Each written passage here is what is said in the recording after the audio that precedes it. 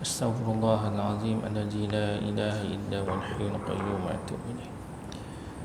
Ila Nabi sallallahu alaihi wasallam wa kafatil anbiya'i wal ulama'i wasyuhada'i wassalihin sya'ulillahi lahumul fatihah. A'udzu billahi minasyaitonir rajim. Bismillahirrahmanirrahim.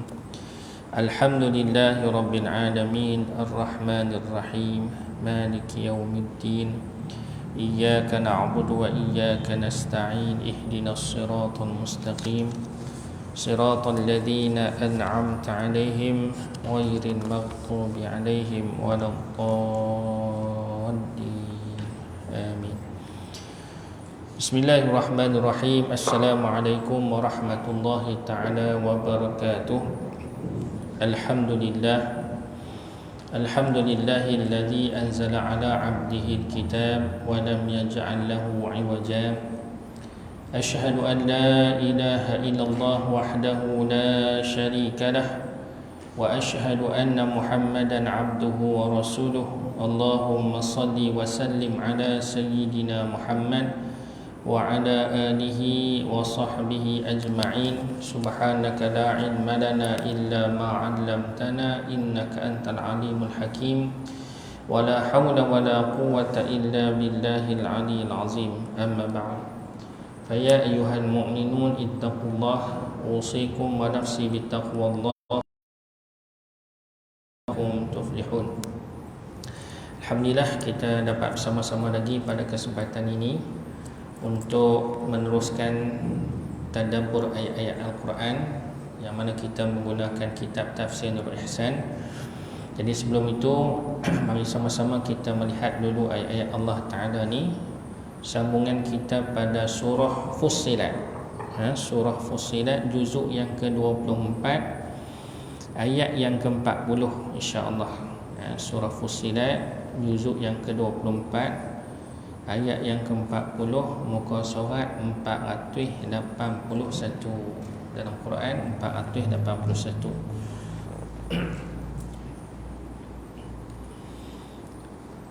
Jumpa noh insya-Allah. A'udzu billahi minasy syaithanir rajim.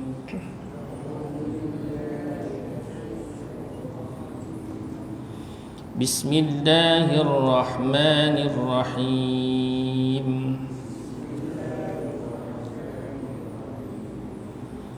Innal ladzina yulhiduna fi ayatina la yakhfawna 'alaina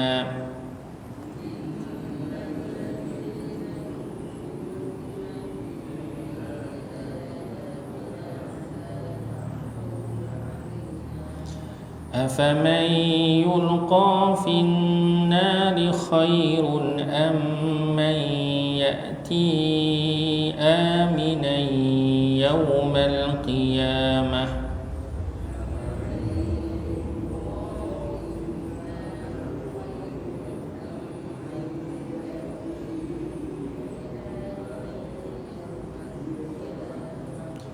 اعملوا ما شئتم إنه بما تعملون بصير.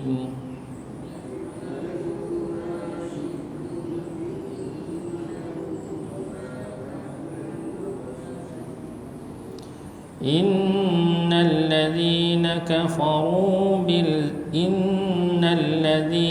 كفروا بالذكر لما جاءهم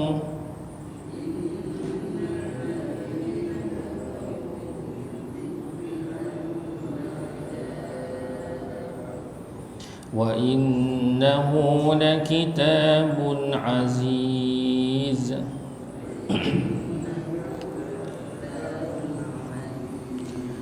Sadaqallahul azim.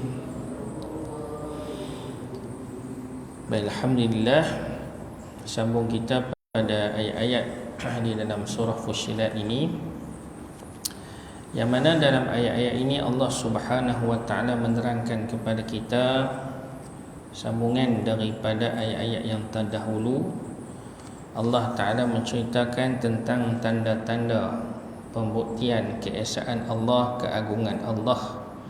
Kerana sebelum itu Allah Subhanahu Wa Ta'ala telah memperjelaskan kepada kita tentang kejadian alam ini, dengan diciptakan Allah Ta'ala segala apa kita nampak di atas langit sana. Kenapa Allah Subhanahu Wa Ta'ala datangkan tanda-tanda yang mudah untuk kita lihat? Sebab manusia dia suka melihat pada benda yang di atas dan lebih tinggi daripada dia. Jadi bila dia mendongak ke langit, dia nampak bulan, dia nampak matahari. Dan Allah Subhanahu Wa Ta'ala memperjelaskan dalam ayat-ayatnya ini tentang apa yang ada di atas langit ataupun di atas bumi ini. Dalam penciptaan yang Allah Ta'ala telah ciptakan mereka semua itu, makhluk-makhluk tu walaupun pada kita nampak seolah-olahnya tidak memberi sesuatu yang manfaat. Sebab manusia ni dia rasa dia hebat bila dia boleh buat apa saja. Itu yang Allah Ta'ala sebutkan dalam Quran. Antara makhluk-makhluk ciptaan Allah Ta'ala yang ada di atas muka bumi ini, manusia lah yang paling degil. Tidak ada makhluk lain yang paling degil. Manusia dan satu lagi jin. Allah Ta'ala sebut dalam Quran. Sebelum dijadikan manusia, Allah Ta'ala telah jadikan jin. Dan jin mempunyai sifat kedegilan yang tinggi juga. Sebab itu Allah Ta'ala tak lantik jin menjadi khalifah di atas muka bumi. Salah satu daripada sebab yang lain yang Allah Ta'ala lebih mengetahui. Tapi kejadian manusia ni memang telah terbukti yang manusia ni dia suka berlawan arus dengan apa yang Allah Ta'ala perintahkan kepadanya. Itu memang sifat fitrah manusia. Kenapa jadi lagu tu? Kerana itu adalah ujian Allah Ta'ala pada diri kita. Allah Ta'ala ciptakan dalam diri manusia itu nafsu, dan nafsu ni memang sifat dia berlawanan dengan kehendak Allah. Sebab Allah Ta'ala dah sebut, innan nafsa la'ammaratun bisu. Nafsu itu sentiasa mengajak manusia melakukan kejahatan dan keburukan. Itu sifat nafsu. Sebab tu cabaran Allah Ta'ala cabar kita ni ialah dengan bagaimana kita nak mendidik nafsu tu supaya menjadi nafsu yang mutmainnah, nafsu yang tenang, nafsu yang mardiyah, nafsu yang redha dengan ketetapan ketentuan Allah Subhanahu Wa Ta'ala. Maka Allah Subhanahu Wa Ta'ala mendatangkan ayat-ayat kepada kita ni dengan suruh kita melihat alam kejadian Allah Subhanahu Wa Ta'ala supaya kita menginsafi makhluk-makhluk yang lebih hebat daripada kita, makhluk-makhluk yang kalau tak ada mereka mungkin alam ni tak sempurna. Mereka semua sujud pada Allah Subhanahu Wa Ta'ala, akur pada Allah Subhanahu Wa Ta'ala. Tapi manusia yang tidak ada apa sangat pun, kita ni sebenarnya tak ada apa sangat pun. Kalau tak ada kita pun tak kisah, tak ada kesan pada alam ni, tak ada kita. Matahari kalau tak ada pada alam ni, habis. Bulan kalau tak ada pada alam ni, maka putaran bumi ni pun akan jadi celaru. Apa yang ada di atas muka bumi ni ataupun yang kita dapat lihat dalam kejadian langit, malam dan siang silih berganti yang Allah Subhanahu Wa Ta'ala ciptakan tu, semuanya akan memberi kesan kalau sekiranya alam ini tidak akur dan patuh pada arahan Allah Subhanahu Wa Ta'ala. Jadi mereka taat dan sujud pada Allah Subhanahu Wa Ta'ala. Itu ayat yang telah kita bacakan dahulu. Falladzina 'inda rabbik yusabbihuna lahu bil-laili wan-nahar wa hum la yas'amun. Baik. Ayat malam ni pula yang kita bacakan tadi, firman Allah Subhanahu Wa Ta'ala, innal ladzina yulhiduna fi ayatina la yakhfawna 'alaina, bahwasa segala mereka yang beri simpang mereka itu pada segala ayat-ayat Quran kami itu, tiada tersembunyi mereka itu atas kami, maka kami lagi balas mereka itu dengan azab neraka jika tiada taubat, tukar dan takwil yang batil. Yang mana dia? Dia dah jauh. Tiada sembunyi mereka itu atas kami, maka kami lagi balas mereka itu dengan neraka. Jika tiada taubat, maka makna beri simpang itu dengan angkat dusta Quran dan kata syair dan sihir dan tukar dan takwil yang batil. Jadi dalam ayat ni dia dah hurai dah sekali. Setelah mana Allah Subhanahu Wa Taala telah datangkan kepada kita, ayat ni ada dua maksud tuan-tuan. Bila kita tengok dalam Quran, wa min ayatihi, ayat tu, ayat yang sebelum tu, dan daripada ayat-ayatnya ada dua maksud. Satu, ayat merujuk kepada Al-Quran, ayat juga. Satu merujuk kepada pembuktian keesaan Allah. Alam ni itu tanda-tanda, ayat juga disebut sebagai ayat. Ayati, tanda-tandanya. Daripada tanda kekuasaan Allah Subhanahu Wa Taala. Sebab tu ayat yang sebelum ni dia terjemah dan setengah daripada dalil keesaan Allah Taala. Wa min ayatihi. Baik. Jadi pada maksud innal ladzina yalhiduna fi ayatina, bahwasanya segala mereka yang beri simpang mereka itu pada segala ayat Quran. Di sini maksud ayat Quran pula. Dia ada dua maksud. Jadi macam mana kita nak boleh beza ayat yang merujuk kepada tanda-tanda keesaan Allah dan ayat yang merujuk pada Al-Quran? Ayat kalau kita tengok dalam Quran ni, sebab kita tak ada background bahasa Arab, kita lebih orang kata apa, terfokus ataupun bergantung dengan terjemahan. Tak apalah. Cuma ada sikit pengetahuan, sebab kadang-kadang bila kita baca dalam Quran, kita jumpa dia sebut ayat. Ayat kita dah faham ayat Quran lah. Tapi maksud dalam Quran ni ada dua. Satu, ayat yang merujuk kepada tanda-tanda keesaan Allah, dan satu lagi merujuk kepada ayat-ayat Al-Quran itu sendiri yang macam kita dah faham. Jadi macam mana yang membezakan maksud ayat-ayat tanda keesaan Allah? Iaitu bila mana ayat itu digandingkan dengan kejadian alam, langit, bumi, matahari, bintang. Jadi bila wa min ayatihi, dan daripada tanda-tanda kekuasaan Allah, tarasyam, itu contoh. Kamu melihat matahari, kamu melihat bumi, itu tanda-tanda kebesaran Allah Subhanahu Wa Taala. Baik.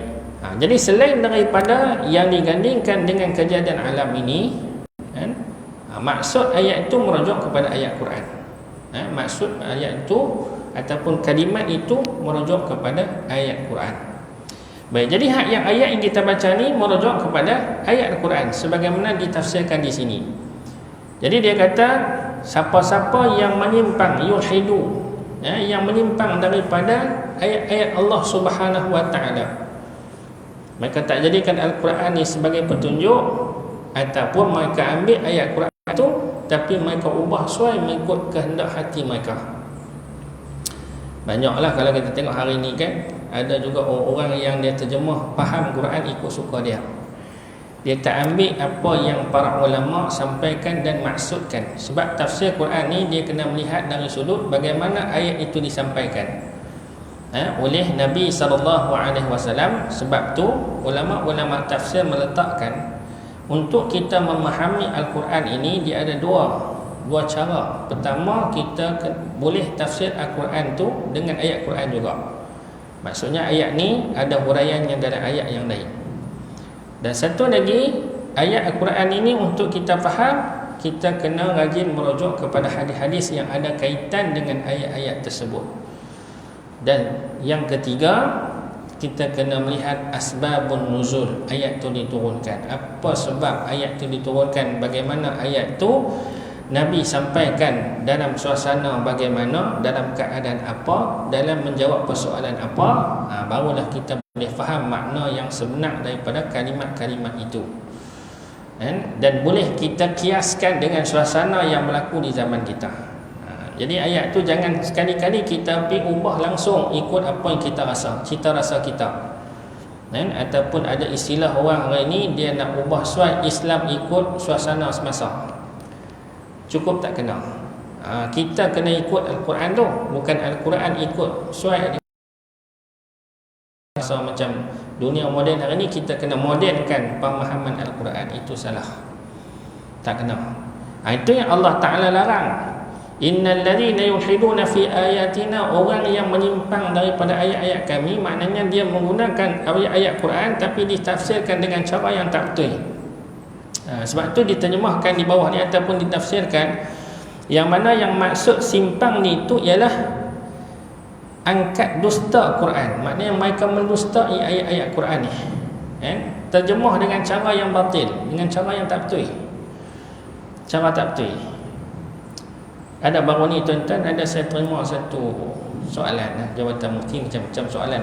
Ada orang tanya berkenaan dengan ayat Allah Subhanahu Wa Taala sebut dalam surah Al-Mulk, begitu juga dalam 2-3 surah lagi, tentang Allah Ta'ala lontarkan setan-setan dengan taik bintang. Batu kan, daripada bintang-bintang ni dijadikan lontaran kepada syaitan yang mereka ni mengintai-intai nak mengambil wahyu ketika mana Allah Ta'ala turunkan kepada malaikat Jibril.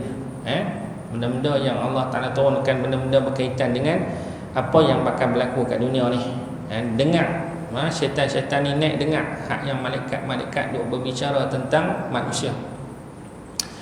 Maka Allah Ta'ala jadikan bintang-bintang dan tahi-tahi bintang ni, batu-batu yang kita duk nampak tahi bintang tu, tujuannya untuk melontar syaitan-syaitan supaya mereka ni terhindar daripada langit, untuk mengambil berita-berita daripada langit.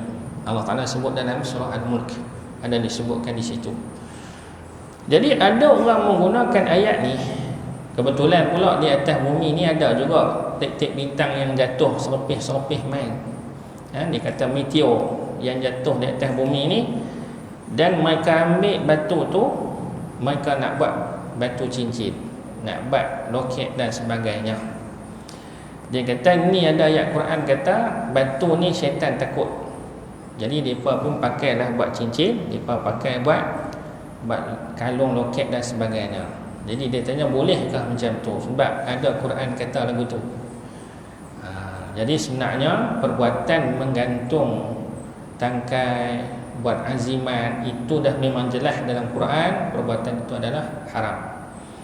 Dan tafsiran mereka mengatakan batu tu digunakan untuk menghalau syaitan, itu pun satu tafsiran yang tak betul. Allah Ta'ala nak cerita bahawasanya Allah Ta'ala cukup menjaga, menjaga supaya syaitan-syaitan ni tak mengambil ruang dan peluang daripada apa yang telah Allah Ta'ala tentukan kepada para malaikat, berita-berita gaib. Sebab syaitan-syaitan ni ada juga yang jenis jahat yang dapat mengintai, memahami, dan mereka terhalang sebenarnya. Setelah Al-Quran diturunkan, mereka terhalang daripada mendapat benda-benda yang macam tu. Jadi tak boleh kita tafsir batu meteor tu untuk dijadikan azimat dan sebagainya. Sedangkan ada larangan Nabi SAW, kita tak boleh jadikan dia tu sebagai satu benda yang untuk kita jadikan azimat ataupun tangkai. Haram hukumnya. Sebab apabila kita percaya dan yakin pada benda tu dan tidak yakin pada Allah, kita telah jatuh syirik kepada Allah Subhanahu Wa Ta'ala. Itu contoh satu tafsiran yang salah, ataupun mengambil iktibar daripada ayat-ayat Quran. Dia kata mengambil sempena ayat tu, itu pun tak boleh. Tak boleh. Dan ada juga contoh juga tuan-tuan, ada orang gunakan ayat Quran ni, macam kita ambil cara yang salah ni, ada petua-petua yang salah juga. Contoh ayat qul in kuntum tuhibbunallaha fattabi'uni yuhibbukumullah. Ni cerita tentang ikut Nabi. Tapi ada setengah orang dia buat azimat ayat ni, ayat pengasih. Dia pergi zikir banyak-banyak ayat tu. Qul in kuntum tuhibbunallah, sambil dia duk baca, sambil dia duk teringat orang yang dia nak, biasanya orang muda lah, nak pergi ke siapa-siapa lah, duk nampak kawan tu, lepas tu dia baca ayat ni, dia azam supaya orang tu ikut dia. Qul in kuntum tuhibbunallah fattabi'uni, fattabi'uni, dia duk sebut itu, yuhibbukumullah. Maka cara penggunaan itu juga salah, berdosa. Walaupun ayat tu boleh jadi, jangan buat tuan-tuan. Jadi kalau tuan-tuan buat malam ni jadi Jadi sebab Al-Quran ni sifatnya mukjizat. Allah Ta'ala bagi hang nak buat apa pun ayat ni, buat hak elok pun jadi, hak tak elok pun jadi. Sebab tu hak yang tok bomoh hak jahat tu tuan-tuan, hak yang syirik pada Allah, depa guna ayat Quran juga. Sebab tu orang kata dia baca ayat Quran takkan tak betul kot. Ada orang baca ayat Quran betul betul. Sebab mereka ni termasuk dalam kelompok yang Allah Ta'ala sebut ni, yulhiduna fi ayatina, mereka telah menyimpang daripada ayat-ayat kami dengan buat cara yang tak betul, dengan niat yang tak betul, dan menyimpang daripada sunnah yang Nabi ajak. Kalau dia takat baca ayat Quran bergantung pada Allah, macam contoh ruqyah kan, tadi cerita hak baca tapi dia bergantung pada isim-isim, ataupun ada juga orang yang nak berdamping dengan jin. Sebab tu jangan salah faham, ada juga orang duk zikir qul huwallah banyak-banyak, dia harap ada khadam yang akan main tolong dia. Khadam ni masalah. Khadam ni apa dia? Dia kata khadam ayat tu mana ada. Nabi tak ajak macam tu. Kalau ada macam tu sahabat berlambak dah khadam banyak tuan-tuan. Salah faham tu. Kalau orang tu kata khadam tu, dia mengharapkan jin, dan jin cukup mau bila dengar kita ada niat lagu tu, bila baca zikir qul huwallah sampai 1000 kali, niat nak dapat khadam qul huwallah, dapat siapa? Dapat jin jahat. Mula dia duk tolong ikut kita, lama-lama dia akan syirikkan kita kepada kita lebih yakin kepada khadam tu daripada Allah Subhanahu wa taala. Ini yang termasuk dalam maksud yulhiduna fi ayatina. Baik, itu satu maksud yang disebutkan oleh para ulama tafsir berkenaan dengan pendustaan pada ayat Quran. Lain daripada itu ditukar ataupun ditakwil maknanya dengan secara batil. Ditukar makna pada sesuatu tu. Macam contoh maksud qul in kuntum tuhibbunallah tu, fattabi'uni, rujuk kepada ikut Nabi, tapi dia telah tukar makna fattabi'uni, ikut aku. Maka itu juga termasuk yang kita dah sebut tadi, bahawasanya itu adalah dilarang oleh Allah Subhanahu wa taala. Dan apa jadi orang-orang yang buat macam ni? Maka kami lagi balas mereka itu dengan azab neraka jika tiada taubat mereka itu. Jadi Allah Ta'ala akan azab mereka yang menggunakan ayat-ayat Quran dengan cara yang salah, dengan orang kata apa, menggunakan sama ada dalam bentuk penyelewengan maksud ataupun penyelewengan pada makna dia tadi dengan penggunaan yang salah. Maka Allah Ta'ala akan laknat dan Allah Ta'ala akan azab mereka itu. Maka kata Allah Ta'ala lagi, afaman yulqa fin nar khairun amman ya'ti aminan yaumal qiyamah. Maka adakah mereka yang dilontar pada dalam neraka itu baik, atau mereka yang datang hal keadaan aman pada hari kiamat daripada neraka itukah yang baik? Ini satu persoalan Allah Ta'ala suruh kita fikir. Orang yang telah menyimpang ataupun menyeleweng daripada petunjuk-petunjuk Allah, bila mana di hari kiamat besok, di hari akhirat besok, golongan neraka, Allah Ta'ala tanya hak mereka duduk dalam neraka tukah lebih baik, ataupun apabila orang yang mai di padang mahsyar tu dalam keadaan aman damai. Aman damai ni siapa dia? Orang yang yakin. Maka dengan yakin orang yang dapat aman itulah yang baik, iaitu mereka yang Islam dan iman, yakni artinya benar hati dan tiada Tuhan yang disembah melainkan Allah Subhanahu wa taala semata-mata, dan segala yang benar, segala benar, segala rasul, dan benar Al-Quran kalamullah, dan benar hari kiamat akan dihidup sekalian yang mati dapat balas kebajikan atau kejahatan, dan benar segala khabaran yang kemudian daripada mati. Maksudnya orang yang aman tu siapa dia? Yang tenang tu, Ya ayatuhan nafsul mutmainnah tu, orang yang tenang aman tu ialah orang yang menerima Allah Ta'ala sebagai Tuhannya. Orang yang menyembah Allah dengan sebenar-benar sembahan. Maksudnya dia membuktikan Allah Ta'ala yang Esa dan tidak mensyirikkan Allah Subhanahu Wa Ta'ala. Beriman dengan apa yang dibawa oleh Nabi, ikut Nabi SAW. Membenarkan Al-Quran dan kalam Quran. Dan juga meyakini akan kedatangan hari kiamat dan membuat persiapan untuk dia. Dan mereka juga membenarkan apa yang dikhabarkan tentang alam-alam ghaib, dan mereka mengimani dengan sepenuh hati dengan membuat persiapan waktu hidup ni untuk menghadapi kematian. Inilah rupa orang yang hendak dapat aman. Inilah yang kita duk cerita tadi ni. Orang inilah yang akan mendapat aman. Yang dimaksudkan aman tu, adapun orang yang dilontar di dalam neraka itu, iaitu orang yang sembah asnam. Orang yang sembah asnam, yakni berhala, atau sembah matahari, bulan, atau sembah malaikat, jin, dan kayu dan batu, atau i'tiqad ada lain daripada Allah Tuhan, atau Allah ada anak, atau Isa atau Uzair anak Allah, atau dusta Nabi dan dusta Al-Quran dan dusta hari kiamat, atau i'tiqad betul agama kafir, kafir-kafir. Inilah rupa orang yang hendak dilontarkan di dalam neraka itu. Jadi orang yang nak masuk dalam neraka ni ialah jenis orang yang mensyirikkan Allah Subhanahu Wa Ta'ala. Baik, i'malu ma syi'tum innahu bima ta'maluna basir. Dan kata Allah, kerja olehmu barang yang kamu kehendaki daripada dua puak itu. Pilihlah mana suka, kerana bahwasanya Allah Ta'ala Tuhan yang dengan kamu kerja itu amat melihat, tiada tersembunyi kerajaan kamu itu daripada Allah Subhanahu Wa Ta'ala sesuatu pun. Jadi ayat ni Allah Ta'ala kata apa? Allah Ta'ala suruh kita guna akal ni. Allah Ta'ala suruh kita guna akal. Selepas mana Allah Ta'ala dah bentang dah ayat tentang kejadian alam ni, hampa dah tengok dah kebesaran keagungan Allah, kesempurnaan ciptaan Allah Subhanahu Wa Ta'ala di atas muka bumi ni.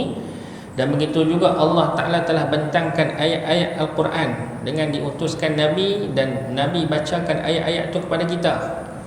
Dan ayat-ayat Quran ni pun boleh dibuktikan akan kebenaran dia. Maka kamu buatlah pilihan mana satu yang kamu nak pilih dan nak ikut. Nak ikut orang yang bawa Al-Quran petunjuk Allah Ta'ala nikah, ataupun nak ikut orang-orang yang membawa kepada kesesatan, kemusnahan, kederhakaan dan kemurkaan Allah Subhanahu Wa Ta'ala kepada kita. Pilih. Sebab tu Allah Ta'ala buatlah apa yang kamu nak buat atas muka bumi ni. Allah Ta'ala tak larang. Itu yang kita kata tadi, kalau dia guna ayat Quran dengan cara yang salah pun, buatlah. Allah Ta'ala tak turunkan azab lala tu juga, dan dia guna ayat Quran tu jadi. Itu yang kita orang kata apa, yang kita seriau.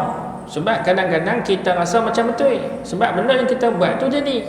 Doa-doa dengan cara yang tak betul pun, kan, kadang-kadang hantu-hantu bomo ni guna ayat Quran juga, baca tiba-tiba jadi dia buat tu. Adakah itu satu karamat ataupun keramat yang kata? Tak. Itu bukan satu keramat. Itu adalah satu ujian Allah Subhanahu Wa Ta'ala nak menguji keimanan seseorang tu. Sebab tu kita kena ada kekuatan iman ni. Kekuatan iman, keyakinan yang tinggi kepada Allah Subhanahu Wa Ta'ala dengan sebenar-benar keyakinan. Tuan-tuan saudara jemaah dirahmati Allah sekalian, sikit saya nak sentuh, sikit nak sentuh, sebab ayat ni dah khatam dah sampai ujung dah, tentang akhlak Nabi SAW. Kadang-kadang kita tertanya, kenapa Nabi ni terlalu baik sangat? Kenapa ni Nabi SAW sampaikan ada di dalam hadis-hadis cerita Nabi ni payah marah ke orang. Walaupun orang tu buat tahana kat Nabi macam-macam, tapi Nabi payah marah ke orang. Salah satu sebabnya, sebab banyaklah nanti tuan-tuan, salah satu sebabnya ialah Nabi ni terlalu yakin dengan Allah Subhanahu Wa Ta'ala Dan keyakinan Nabi itu mengatasi segala-galanya kepada Allah Subhanahu wa taala. Satu. Yang kedua, kenapa Nabi tak marah ke orang bila orang buat salah kat Nabi, kecuali Nabi marah kalau orang tu buat sesuatu yang Allah Taala Nabi marah. Tapi kalau benda yang melibatkan dirinya ataupun benda yang sifat nafsu dia, Nabi tak marah. Malu Nabi nak marah. Pasal apa? Sebab Nabi sedar dia datang ke dunia ini dengan sebab rahmat Allah Ta'ala. Allah Ta'ala kata dalam Quran, وَمَا أَرْسَلْنَاكَ إِلَّا رَحْمَةً لِلْعَالَمِينَ. Tidaklah kami utuskan engkau ya Muhammad melainkan untuk menjadi rahmat kepada sekalian alam. Jadi sebab itu ada perasaan sedar yang ada pada diri Nabi SAW tu, walaupun orang buat sesuatu kepada Nabi, sesuatu yang menyakiti dia, tapi Nabi tak balas balik dengan kejahatan, sebab Nabi sedang dia mai ni dengan membawa rahmat kepada manusia. Jadi kalau dia pun macam mana orang lain juga, tak ada beza. Sedangkan Allah Ta'ala datangkan dia dengan rahmat, membawa kebaikan. Sebab tu bila kita tengok syariat yang Nabi SAW sampaikan kat kita, tuan-tuan, Islam ni sungguh mudah, mudah sangat. Sebab tu kalau sesuatu perkara yang telah Allah Ta'ala perintahkan kepada kita untuk kita buat, tiba-tiba ada kepayahan pada diri kita. Contoh sembahyang lah, tuan-tuan. Sembahyang, Allah Ta'ala wajibkan kita mendirikan sembahyang, aqimus solah, mendirikan sembahyang. Sebab tu ada rukun fi'li, rukun qawli, rukun qalbi yang kita kena tunaikan. Sembahyang kena berdiri madhab kiblat. Tapi bila kita tak mampu, ada sahabat tanya kepada Nabi, ya Rasulullah, saya tak mampu nak berdiri lama sebab saya kena penyakit buasir, macam mana nak buat? Nabi kata, kalau kamu tak mampu berdiri, sembahyanglah duduk, sebab dah adanya kepayahan. Buat perintah Allah tetap kena buat, tapi ada kemudahan yang diberikan oleh agama. Sebab tu Nabi main ni dengan rahmat. Selagi mana ada Nabi SAW, maka di situ dah ada rahmat. Maka sebab itu kita ambillah contoh yang ada pada diri Nabi SAW, dan Nabi sempurnakan apa yang diperlukan oleh kita untuk melakukan ketaatan pada Allah Subhanahu wa taala. Itu antara asbab lah, tuan-tuan. Rahsia kalau orang bertanya kenapa Nabi SAW boleh menjadi insan yang sempurna, insan yang mempunyai akhlak yang cukup murni, cukup baik, kerana keyakinan dia kepada Allah tu cukup tinggi. Dia tak balas orang pasal apa? Sebab satu, dia teringat yang dia main ni dengan rahmat Allah. Dia tak mau menyusahkan manusia yang lain, dan dia akan cari jalan untuk memudahkan urusan orang lain. Sebab tu kena kata Nabi, khairun nas anfa'uhum linnasi jami'an. Sebaik-baik manusia ialah manusia yang boleh bermanfaat kepada manusia yang lain. Itu ciri yang Nabi tekankan. Sebab Nabi faham kita ni mai ke dunia untuk memakmurkan dunia, bukan nak datangkan masalah, bukan nak main berkelahi. Sebab tu kalau kita ada ciri-ciri yang kita rasa betul, walhal benda tu bersifat khilafiah di dalam agama, kemudian kita nak negakkan hak yang kita saja yang betul sampai kita lebih rela untuk berkelahi, itu bukan ciri-ciri kenabian yang ada pada diri dia. Kena ingat di situ. Nabi datang dengan rahmat, Nabi datang dengan kebaikan. Sebab tu kita kena berlapang dada, sebab masing-masing kita ni ada berbeza, ada perbezaan di antara kita, dan Islam meraihkan perbezaan itu.